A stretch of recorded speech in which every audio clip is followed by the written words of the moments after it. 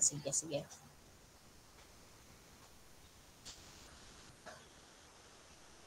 Saglit lang ah.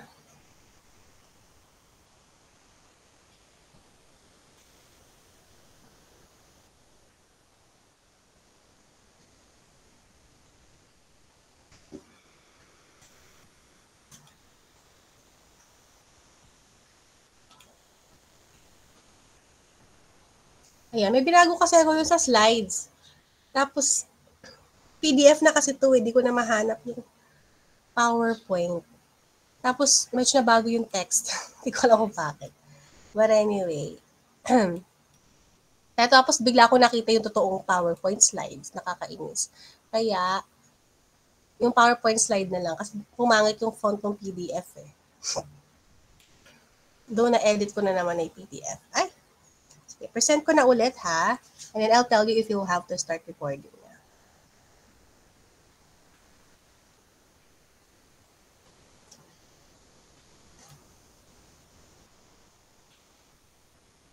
Dun tayo sa how to start, or how to write an editorial. Okay.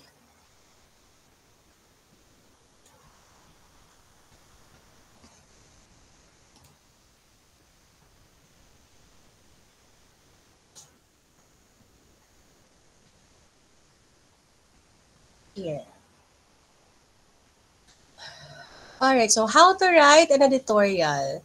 Ayan. So, guidelines in writing an editorial. You may start recording now.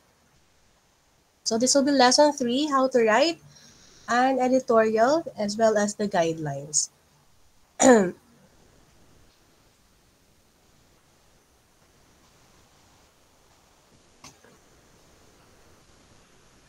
PowerPoint pa yung nakapresent. Alright, here we go. Okay, meron tayong unang-una pre-writing. Of course, di ko na masyadong papahabain ito no, sa pre-writing. In pre-writing, you just have to choose a topic. So, mahalaga na you choose the right topic. Pero pagdating naman sa competitions, you'll be provided with the topic.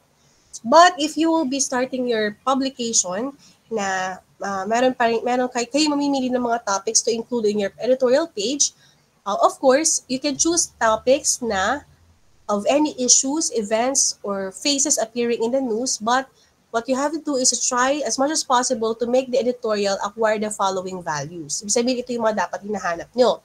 Una, current and timely, since an editorial is not just about an issue, but it's about the news na presented sa inyong article. So, it has to be current and timely like every other news that you have in your publication. Substantive, maraming laman. Okay, marami kang pwedeng ibahagi. At it offers an insight. Meron kang idea or insights na pwedeng maipalabas that you can offer in your editorial. Kasi kung wala siyang insight, medyo mahihirapan ka to develop it into an editorial. Might as well just write about it as a feature. Also is free of conflict of interest. Mahirap na ma-labelan tayo na meron tayong pinapanigan or we're doing this because we're in favor of one candidate or we're in favor of one particular person or so. Make sure that when you're writing an editorial is for the public interest and it's free from conflict of interest. That is if you're choosing a topic and you're not in the competition. In the pre-writing stage, this is how you choose a topic. So make sure that it's current and timely, substantive, and it offers insight at wala tayong conflict of interest. Okay. Also, in the pre-writing, brainstorm ideas with your fellow writers, no? Find ideas, you free write, you read journals, and then you share your ideas with your staff para it's not just you na nakafocus dito. Again, sabi natin, hindi siya opinion ng isang tao lang. So, you have to talk about this within your staff members, okay? Within the board para makita natin talaga how should you present it in an editorial page that will represent the stand of the entire paper and of the school and not just of your personal stand. Also, during the pre-writing stage, this is when you organize your information. So you can write in outline. Kung kayo naman nasa competition, this is again how you should start. Siyempre, kung competition naman yan, I guess sa pre-writing stage, ito yung makukuha natin, no? When you organize your information. You choose the details na ilalagay mo based on how you will organize it. And you order the details. Paano ko ba ito papalabasin? Anong uunahin ko? Ano yung nasa susunod sa pangalawa? Ano yung pinaka dapat nasa hulihan pa sasabihin? Para pag nagsulat ka, tuloy-tuloy ka din, no? Hindi yung basta, ay, parang mas maganda sa unahan itong part na to, parang mas maganda siguro nasa dulo pa to. So pre-writing pa lang before you even start with your actual editorial, be it in the editorial page or kung nasa competition ka, mahalaga that you organize information. In your draft, mahalaga na pinipili mo na kagad ano yung mga pagkakasunod ng information na mag-a-appear in your editorial. Again, be it in the page, in your page, or sa competition. Mahalaga ang organization of information. Ayan. Also, in the pre-writing, obtain background materials and information. So, kung kayo naman ay nasa competition, try to refresh your mind on the background information on the particular topic. So, dapat maalam kayo dun sa background information na yon. At isulat mo yon kasi baka magamit mo siya in your development ng iyong written material. Okay? Pero syempre, you have more time to use and to search for background material and information kung kayo ay nagsusulat para sa editorial page than you have kapag kayo nagsusulat sa competition na. Kasi sa competition, dun nyo palang malalaman yung inyong topic. So, there's less time para makakuha ka ng background information. You just have to get it from your stock knowledge, no? Kung ano yung alam nyo talaga, doon lang kayo magre-rely. So siguro, if it's about competition, and you know the current events naman din, you know the current topics, try to read materials para pagdating ng competition, whatever topic is presented sa inyo, syempre, current events naman yan, meron kang background. Ibig sabihin, kung yan ay competition, how you prepare for background information will be based on how much reading you had sa current events. Kasi sa editorial writing naman, based on current events pa rin naman siya. Okay? So, identify also your purpose. Bago ka magsulat, ito na yung topic, no? O, competition halimbawa, ito na yung topic. Tapos, na-refresh mo na rin, okay, nabasa ko na tong balita na to. Medyo may alam na ako dito sa issue na to, or sa problem na to, or sa balita na to. The next thing that you do bago ka magsimula is think of your purpose. No? Pagdating naman sa competition, hindi naman sinasabi, your purpose, it has to be to explain, to interpret, hindi naman. You actually choose your purpose for your audience or dun sa magiging atake mo dun sa editorial mo. If you want to be more informative, na-discuss natin yung mga types of editorial, di ba? Pwede mo actually sila magamit. Do you want to explain or interpret? Okay, do you want to criticize, parang crusade or reform? Do you want to praise kung ang topic is merong involved na taong worthy of being praised? Then you can write an editorial of praise, or you can persuade to come up with a solution kung ito ay isang argument then that requires persuasion for a problem, for a solution for a problem, then think of that as your purpose. So, ibig sabihin, competition man yan, or pagsusulat sa editorial page, mahalaga that before you start writing, you think of your purpose. Kaya nga natin diniscuss yung different types of editorial para malaman mo na hindi lang siya basta-basta pakikipagdebate sa papel. Okay? No, pakikipagdebate about the issue. You can have as many as that different types of editorial as your approach as well. Pwede mo silang gamitin sa approach para meron ka ring fresh na dating sa competition, no? Na hindi lahat argumentative. Though sabi ko nga sa inyo sa mga competition, topic pa lang, makikita mo na kagad na, parang hinihingi dito talaga persuasion or argumentation. Kaya, kadalasan lang naman yun sa mga napapansin ko sa mga topics, no? Pero, who knows, di natin alam, baka meron mga ibang mga topics that requires more than just argumentation, na baka naman it only requires more on explanation and interpretation, so we better choose the right purpose depending on the topic din, syempre. Okay? So when you draft, you should usually draft 3 parts. You draft for your beginning, how you start your lead. You draft for the body, which contains all the points, the reasons, or the different sections that you'd like to highlight in your body. And of course, how you'll be ending your editorial. Ano yung magiging conclusion mo. So you draft for these 3 parts. Of course, the body being more comprehensive, but the beginning and the conclusion being more compelling. Alright? So, of course, gagawa na tayo ng beginning natin, okay? So, when we start our draft or when we first write our first draft, kung kayo ay nagpe-prepare for editorial writing or kayo nagda-draft sa inyong scratch paper for competition, try to draft a good editorial lead. Pati ang editorial ay meron din siyang lead. So, the editorial lead, like in the news story, it showcases is the showcase of the write-up. Okay? Ibig sabihin, pinapakita or hina-highlight natin dito yung topic or yung subject. And usually, the topic is the write-up or the news, where it came from. Okay? The subject is always based from a news in the current events. Okay?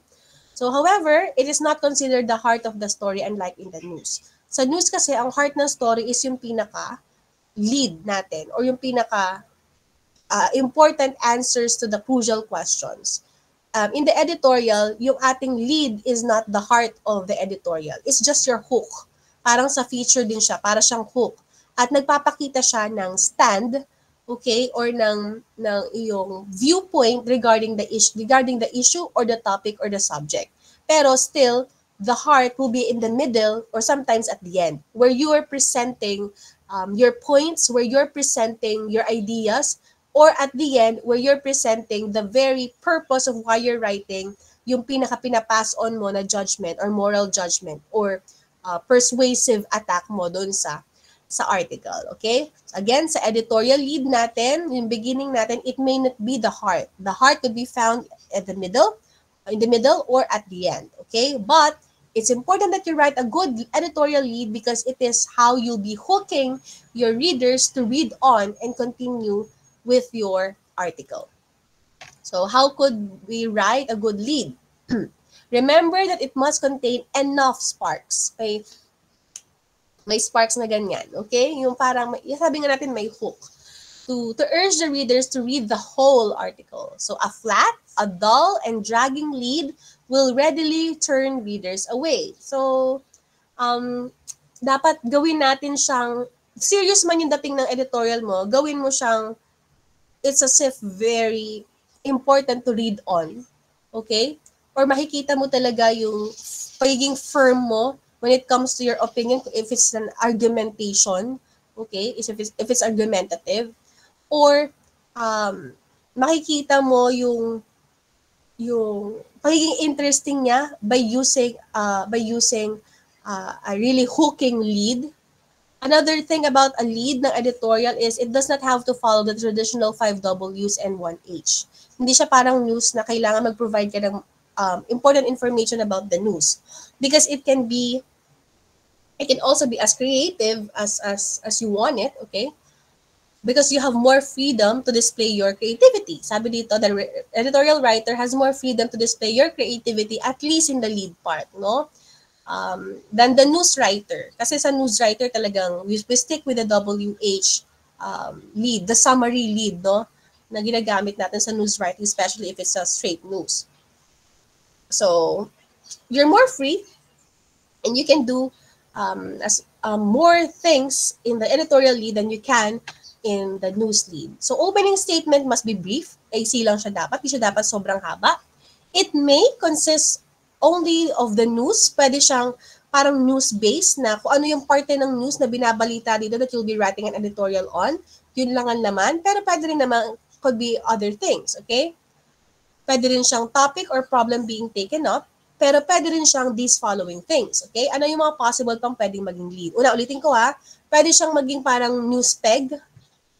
Kung ano yung laman ng balita, yun din yung part ng editorial lead mo. Para the rest of the topics, you have to be elaborating in your body. Pwede rin naman siyang about the topic or about the problem. That's your lead. That's the most common, okay? The most common leads sa editorial ay, it can be the news peg, the news itself, okay? Or the topic or the problem, okay? Of course, with your viewpoint, nandun na rin siya sa lead. Or pwede pa siyang other things. At itong other things na to, yung i-discuss ko sa inyo na other ways to start your editorial lead. Okay? Pwede siyang maging emphatic statement or a maxim. Example, the law might be harsh but it is the law. Parang very emphatic, ano? Punong-puno ng emosyon, punong-puno ng conviction. The law might be harsh. Maaring, may harsh sa Tagalog. Malupit ang batas, pero ito ay batas. No one can skip the law. So, napaka-emphatic niya, punong-puno ng emosyon yung pagkakasabi. It can also be a striking statement about the topic. Patriot, orator, lawyer, martyr. That was Jose Abad Santos. If it's an editorial of tribute. So, very striking, no? Yung the descriptions that we use here, hindi siya plain descriptions lang, pero kung makikita niyo yung power ng words and descriptors na ginamit kay Jose Abad Santos, very striking yung statement. About the topic who happens to be Jose Abad Santos. Okay, an editorial lead can also be quotation. Pwede kayong gumamit ng quotation. Time is gold. So the saying goes. Ayan, that very cliche, no? Pero example lang naman. Education is the best provision for old age. Such were the words of Greek philosopher Aristotle. So you can use a quotation for your lead. Right? Pero yung paggamit ng lead na to, especially when it comes to editorial na meron kang arguments or merong problem or na hinihinga yung iyong claim or yung iyong stand, you can start with these things like quotation, maxim, pero make sure that on a second paragraph lead mo, masabi mo din yung problem. Okay? Hindi pwedeng lead mo lang quotation tapos the rest body na kaagad. Naintindihan niyo ako? Do you understand what I'm saying? Alright.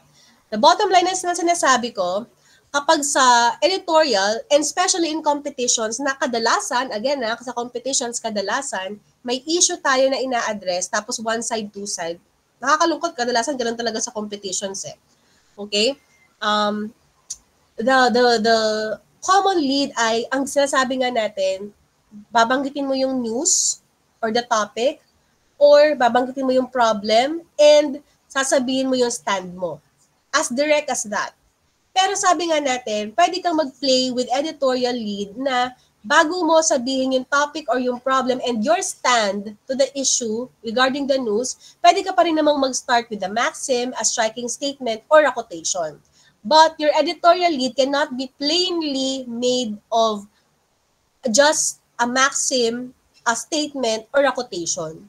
Hindi pwede hanggang dun lang sa quotation, hanggang sa maxim lang, hanggang sa striking statement lang. Because you still need to inform the readers of the problem, the issue, the topic, or the news concerned dun sa editorial. Nagkakaintindihan tayo. Kailangan mo pa rin kasing masabi yon. So if you're starting with a quotation, a maxim, or a striking statement, perhaps you'll be having a 2-paragraph lead. One with a hook, with a quotation, the maxim, or the striking comment, pero you still have to expose and to reveal your claim to the issue or the topic at hand or the news in highlight, okay? Or the news in focus. Pwede ka rin gumawa ng narration. October saw a long and heated debate in the Constitutional Convention Hall which resulted in the passing of a resolution lowering the voting age from 21 to 18. And nag-narrate ka. Parang pastorya, okay? So, pwede siyang ganyan. Tapos, saka mo ibigay ngayon yung topic, yung problem, and your stand to the problem. Pwede rin siyang order. Yan. As your first paragraph and then second paragraph, you start with the usual. Go out and vote. Tapos, saka ngayon mag-start ng iyong lead. Okay? Remember the legend of the poinsettia and the story of the sanctuary bells? Pwede namang question. Okay? But again and again, if you're using these types of editorial lead, you better back it up with the secondary lead na may papakita mo talaga yung topic. Okay? Hindi pwedeng, ito lang yung editorial lead mo tapos jump ka na kagad sa body. Pwede ka rin gumamit ng poetic just to hook their audience, no? In the dark depths of a man's labyrinth of fears may lie hidden a ray of hope which man in his despair over other problems may have overlooked. Napaka-poetic, napaka-artistic and metaphorical ng dating. Pero again, you cannot rely on just the poetic editorial lead. You still need to still need to follow it up with the usual presentation of the problem, the issue, the subject, or the news at hand. Okay? Pwede rin pa prophecy. If nothing is done, we will wake up one day to find that there are not enough schools for our children. Okay? Parang, kung di tayo a-action ngayon, mag-gising na lang tayo, wala nang schools for our children. Lahat ay sarado na. Lahat ay sira na. Parang ganyan. Parang may prophetic side siya, no? That's one way to start it. But of course, you will eventually reveal kung ano talaga yung problem at hand. Kasi baka naman pag-isipin mo pa yung mga tao, bakit biglang naging propeta to o naging prophetic to, tas body na kagad? Again, no.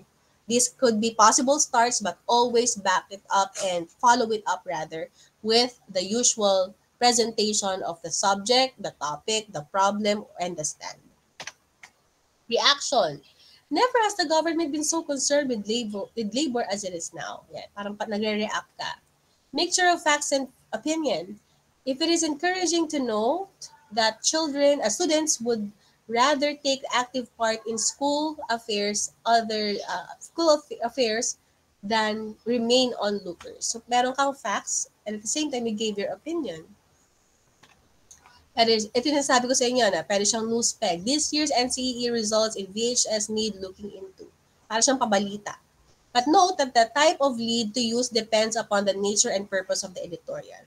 So, balansin mo din naman, no? Baka naman very entertaining or very poetic yung iyong type of lead, tapos very serious naman yung atake mo or nang kikriticize ka naman doon sa iyong body. So, try to find the appropriate lead type na babagay din dun sa gusto mong approach. Gusto mo bang mag-argue? Gusto mo bang mag-explain or mag-interpret? Gusto mo bang mag-praise?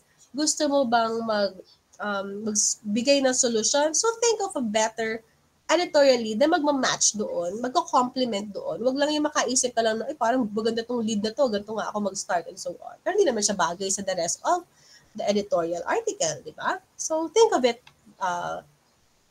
about that quite well, no? Pag-isipan mabuti. Now, in the body should include the editorial's basic facts. Nandyan yung facts, cause and effects, behind incidents, situations, illustrations, and arguments.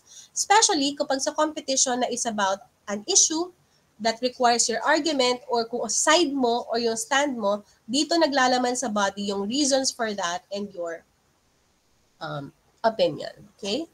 Okay, wait lang Para may gusto ako idagdag dito sa slides na to So, drafting the body. When writing the body, remember to keep an eye on the list of points you need to intend to discuss. Dapat alam mo kung anong punto lang yung pagkukuhanan mo.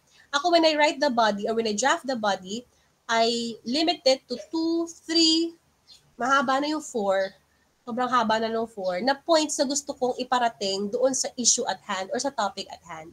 Kasi dito sa 4 na to, doon ako mag-e-expound ng mga evidences ko or ng mga points ko to prove that main point, okay? Or to support mga supporting details for the points. Okay? So I'll think of 4 main points. At most, at max, pero 2, 3. Pinaka-best na yung 3 siguro. Kasi para medyo maiksi yung 2, sobrang haba na, for me, yung 4. Yung nasa I guess, ideal would be 3. Sa 3 na to, ito lang yung pag-iisipan ko ng supporting details. Please, don't write in a way na sunod-sunod lang lahat ng maisip mo, sulat. No. Please bear in mind when you're drafting your body, think of the main points right away. Kung 2 man ang gusto mong main point, 3 ang nakikita mong main point, or 4 ang nakikita mong main point, isulat mo kagad yan sa draft. Kasi maliligaw ka kapag magtuloy-tuloy ka lang ng sulat, tapos di mo pa naisip yung main points mo. Magsimula ka lagi sa main points mo kasi doon ka lang mag-e-expound para hindi ka lumabas. Hindi ka mawala doon sa idea mo. Alright? Na hindi pa ligoy-ligoy o paulit-ulit yung sinasabi mo. Para the moment na tapos ka na, ma-establish yung main point mo with the supporting details, you can jump into your second point, your third point, if you have the fourth, and it's all organized there. Hindi yung sulat ka lang ng sulat. Pag may naisip ka, okay, sulat, evidence for this, okay, sulat. No.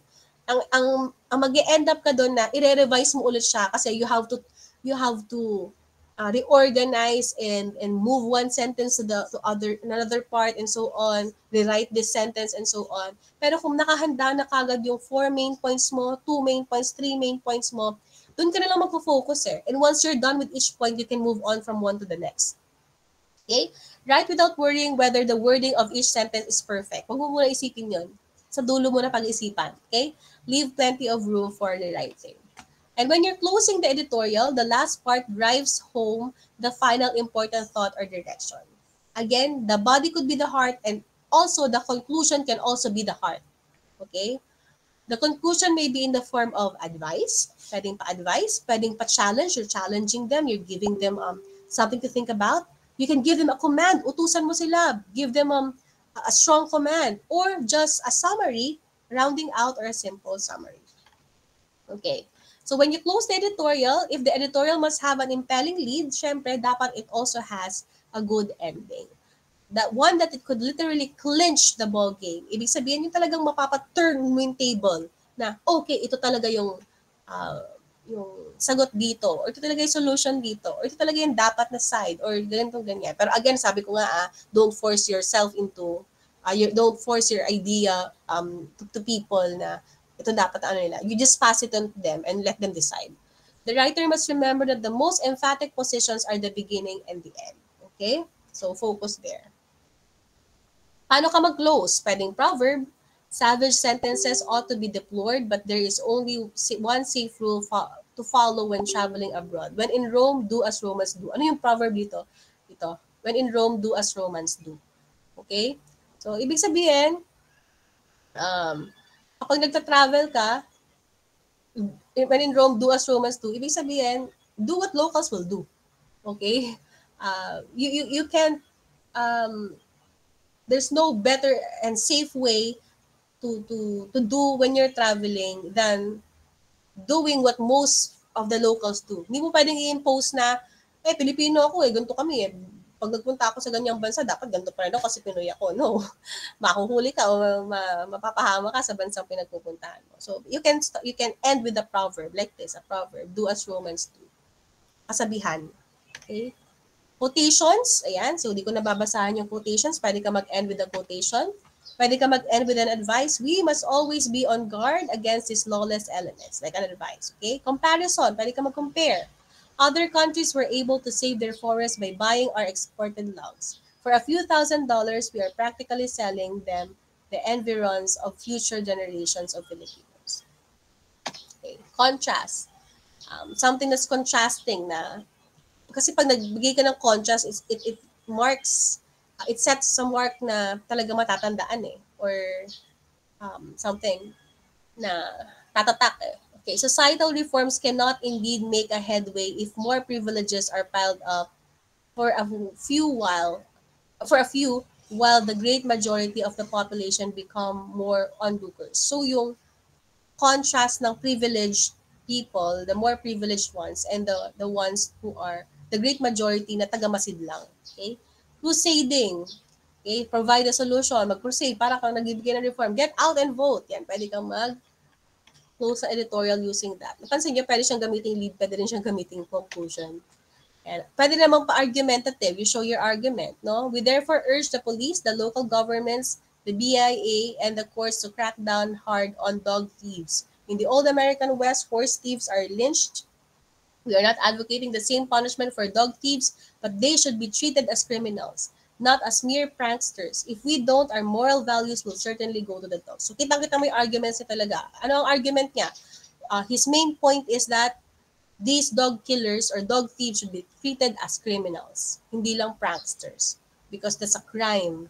Parang if we don't now, our moral values will certainly go to the dogs. Okay. All right. Pwedeng formal or standard form, the formal or the usual way. We hope it is not too late. It's about time the prosper steps are taken. So parang the usual how you end an editorial, meron kang pa advice or meron kang pa concluding sentence lang. And conclusion, with these improvement programs, the people of Manila and suburbs are assured of good water supply and efficient service. You just summed up or you just concluded the entire editorial. Okay? And then you finalize your work. Pero, these are some tips. Pero kung gusto ipakita, hindi kasama sa PowerPoint. Okay. Wait lang stop ko lang ito. Bigyan ko kayo ng tips on paano kapag sa usual na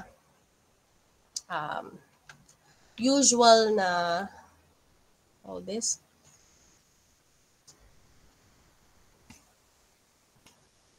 dadagdag ko lang competition sa competition na natapos na pala na more on arguments, okay?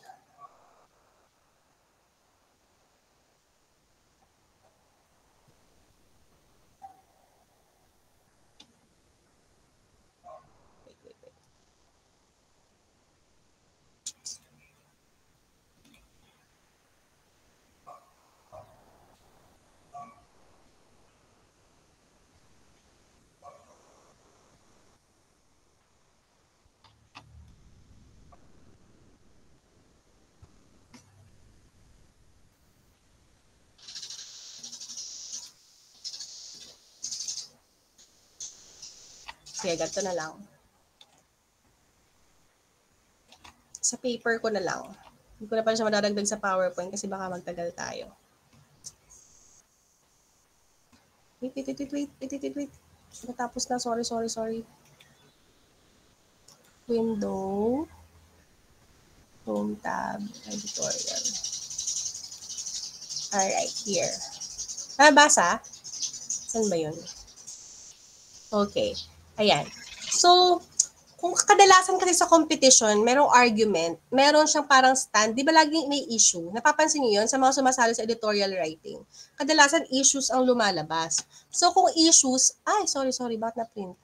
Kung issues ang lumalabas, how do I zoom this? Zoom. Ayan. Kung issues yung pinapakita sa competition na pagsusulatan niyo ng editorial writing, natural kailangan kang may claim. Dahil issue siya, you have to give a stand. Okay? Tandaan niya na. So in the introduction or in your lead, you have to write a claim paragraph.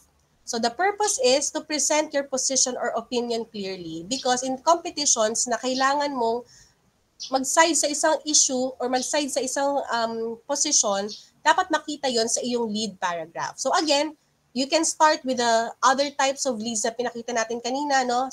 Maxim, statement, quotation, question, pero you should have a claim paragraph pa rin claiming your main point kasi in competitions that are asking for an issue or giving a topic of an issue, mahalaga that you express your claim in a paragraph. So how do you do that? A hook to grab your attention, yan yung sinabi natin kanina, no? Fact, question, anecdote, quotation, pwede kang gumamit dyan. And then, have your main claim, your opinion on the issue. That's the opinion. And a brief context about the topic, syempre. Later, papakita ko sa inyo ano itsura niyan, okay? Now, after you've written your claim paragraph, pwede siyang 1 or 2 paragraph kasi kung minsan yung anecdote masyadong mahaba, tapos isasama mo pa kagad yung claim paragraph mo, paghiwalayin mo na lang. So pwede kang gumamit ng 1 or 2 paragraphs, pero kung maigsi lang naman yung hook mo, pwede mo nang pagsamahin yung hook mo plus your main claim and the topic, no? Kung maigsi lang naman. Pero kung hahaba yung hook mo, you better start your second paragraph para sa iyong main claim, alright? And then, the following paragraphs will be the body and the conclusion. For your body, it should have your first supporting point or your first point rather, plus your supporting evidences or your supporting details. Yung evidences, yan yung tinatawag natin supporting details. Alright? Simulan natin first point para hindi masyado ano. Bakit sinasabing first supporting point? Kasi nagsusupport doon sa main claim mo. Meron ka kasing main claim. So yung main claim mo, you have to support with your points. So yung first point mo, plus the evidences or the supporting details. So the purpose is to start backing up your claim with strong reasons. Ayan. So mahalaga yung strong reasons na yan. But your reasons should have evidences.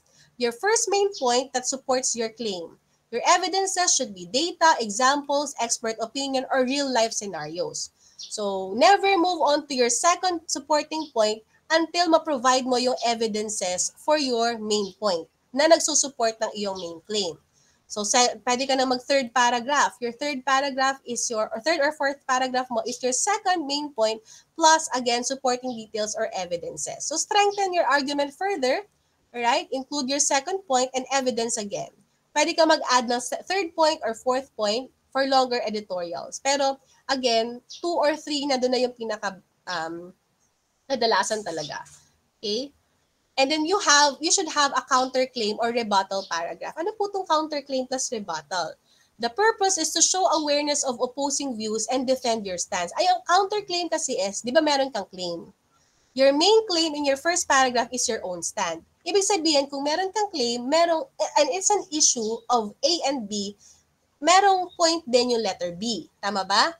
So, ang counterclaim is you will show the opposing side's argument. Ano ba yung argument ng kabilang side? Ano yung argument ng kalaban? Okay? Para maipakita mo na aware ka at hindi mo dinidisregard yung argument nila.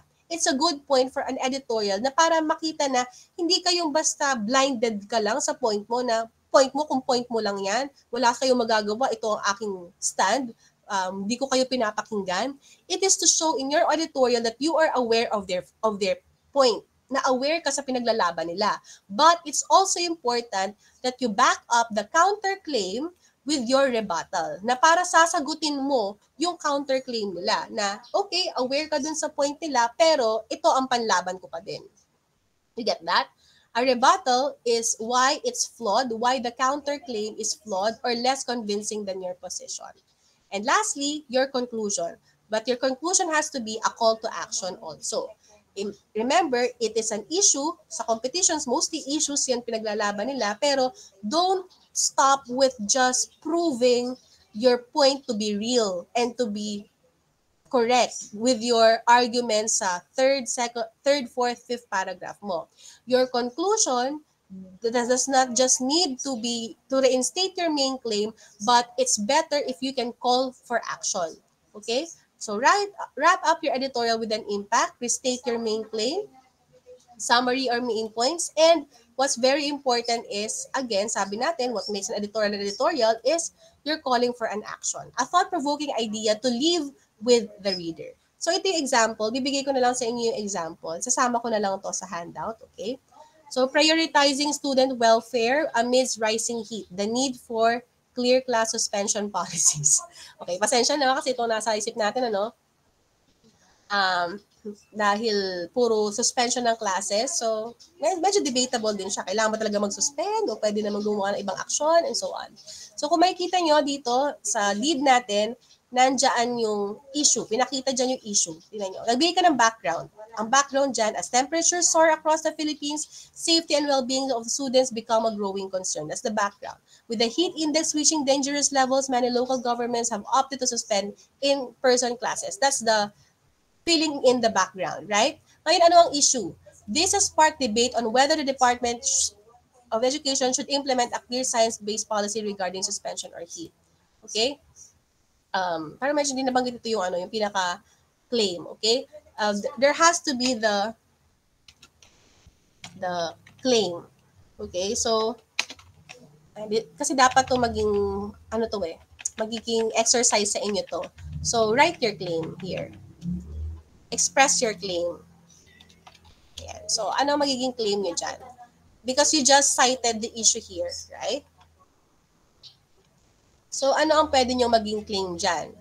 And then, you back it up with the points. So, dapat yung claim nyo nakapasok din dito sa main points. Ano ang main points dito? Health risk to students. So, ibig sabihin, the main claim here is in favor of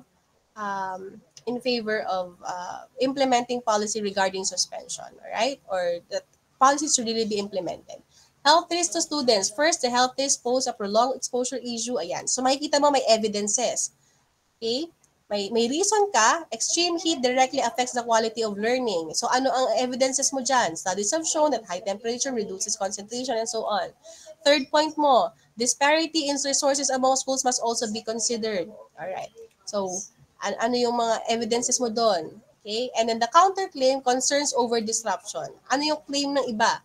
Nade-disrupt ang klase because of suspension. So, some may argue that suspending the classes disrupts academic, pero dapat sabihin mo yung iyong rebuttal. Right? While this concern is understandable, nakita nyo, di ba? Medyo sinabi niya na, okay, good naman yung point nun, pero babalik ka pa rin sa main point mo. This is very important for a good editorial. That when you present your counterclaim, you make sure that you back it up with the good rebuttal para hindi masway yung iyong opinion. It should not override the immediate need to protect students' health. Sinabi natin na, okay, understandable yung concerns for disruptions, pero mas mahalaga pa din ang students' health. Kasi yun yung main point mo, yun yung main claim mo, right? Rather than sacrificing learning for the sake of rigid schedule, we should embrace more flexible and adaptive learning methods that can safeguard both health and education. So after mo masabi yung iyong rebuttal, kumbaga parang binabugbog mo na talaga yung kalaban, then you can have your conclusion. In conclusion, the Philippine education system must prioritize the welfare of the student. So, babalik ka ngayon sa main claim mo. You have to express your main claim. Hindi ko na nilagay dyan kasi it should have been an exercise eh. Hindi ko na nagawa. So, DepEd in collaboration with local government units should implement clear science-based backup policies on class suspension. Ayan. So, nare-restate mo ngayon. It is one thing about your conclusion. Remember this. Kapag issue siya, if it's an issue on an editorial competition, aside from restating your main claim, you should also sum up yung sinabi mo dun sa reasons mo na to. Sa mga reasons mo na to. Pero, hindi mo uulitin yung sinabi mo ha. I-rephrase mo lang siya parang one sentence na masasummarize mo lahat ng reasons mo. Okay? Ayun, nabanggit ulit dyan, no, di ba? Implement science on suspension, health should not be sacrificed, adapting flexible learning modalities. Di ba yan pa rin yung mga points? So, ganun ka mag-conclude. You reinstate your main claim, and at the same time, you remind again of your main points. And if possible, makapaglagay ka ng call to action. Okay? Ayan. So, actually, you can even expand this by writing your call to action, which should have been your activity. Ayan. So, this is just a sample para makita nyo how we could write an editorial during competitions na possibly puro issues or sides of A and B ang pinapakita, and you really have to express your claim. Right? Malinaw sa atin? Alright, we're done. Actually, it's 11:35. Sorry for 5 minutes being late. We're ending the discussions.